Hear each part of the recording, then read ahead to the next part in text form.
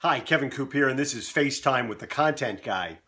I've sort of thought about this, and I figure that if I live long enough, I'm going to end up seeing most of the futuristic contraptions that they came up with for Star Trek, both the TV series and the movies. I'm eventually going to see these things come to fruition. People are going to invent them for real life. Now, listen, maybe not the holodeck anytime soon, and maybe not the replicators or the transporters, although they're probably working on these things someplace, probably somewhere in Silicon Valley. But we've certainly seen the communicators of the original series come into reality. They're basically cell phones that we have. And, voice-activated computers, like in the original series more than 50 years ago.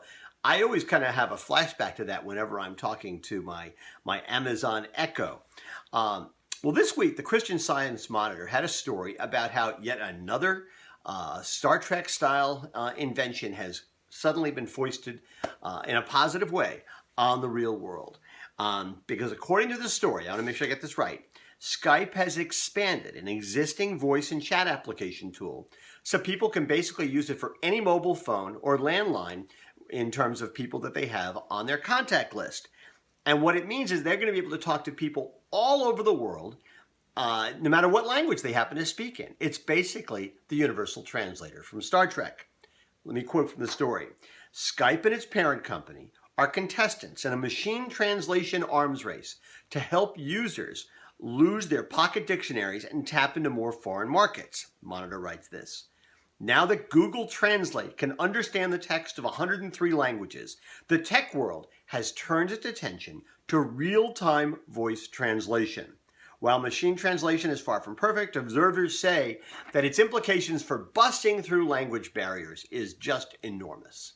Now, like I say, it sounds a lot like Star Trek's Universal Translator to me. Basically, in Star Trek, the Universal Translator allowed people from Earth, who I guess according to the series all speak English, which was its own conceit, right? But it allowed people from Earth to talk to Vulcans and Romulans and Klingons and Andorians and Tholians and Bajorans. Everybody except the Temerians were kind of pesky because while the words were in English, they liked to speak in allegories, and that was an enormous problem where language wasn't the issue. And I know I'm getting really deep in the weeds here. But in so many ways, this advance, and it's really significant, strikes me as important for our culture, but not just because of the idea that the words are going to begin to make sense. Because I think we also have to think about the broader issue of communication. It's not just about language. It's how we use the words. It's the meanings behind the words. Words matter, and we have to be very careful about how we communicate with people with the words we choose, the words that we use. And that can be tough these days, right? Because, nerves are raw, sensitivities have been laid bare. Even political correctness has become a dirty word in some circles. And I always thought political correctness was just trying not to go out of your way to offend people. But in a lot of cases, it has been translated into being something that's so correct that you're not even getting to the actual meaning. I think about this a lot, and not just because I write about an industry where, retailers and other kinds of businesses have to talk to consumers and have to talk to employees and business partners, and that's really important. But I think about it also because I'm basically responsible for something like 20,000 words that end up on Morning Newsbeat pretty much every week. And listen, I know I'm walking a line here. It's interesting. Recently I got an email from somebody who suggested to me that, if I described the Washington National Football League team as the Redskins as opposed to just saying Washington, I was offending an awful lot of people potentially in the Native American community. I didn't think it was that. I thought it was not an unreasonable request. I think I could make that change, and I did. At the same time, I got an email just about a week or so ago from a reader who said, I've been calling Edward Lampert, who's the CEO and majority owner of Sears. I've been calling him Fast Eddie Lampert for a long time.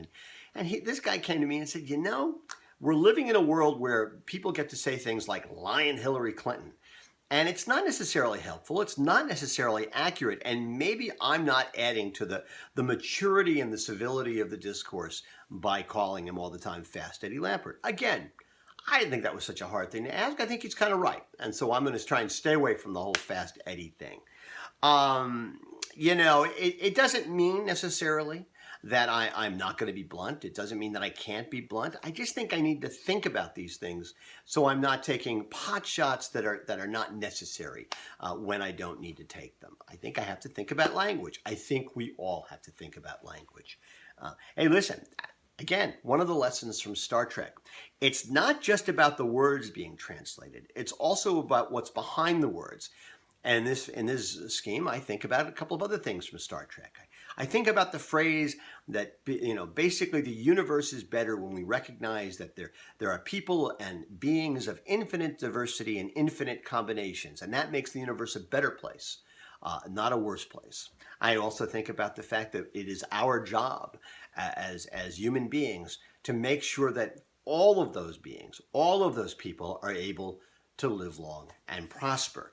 And hey, listen, I think those are as important as sentiments to remember this holiday season as the sentiments that are communicated by that tree back there.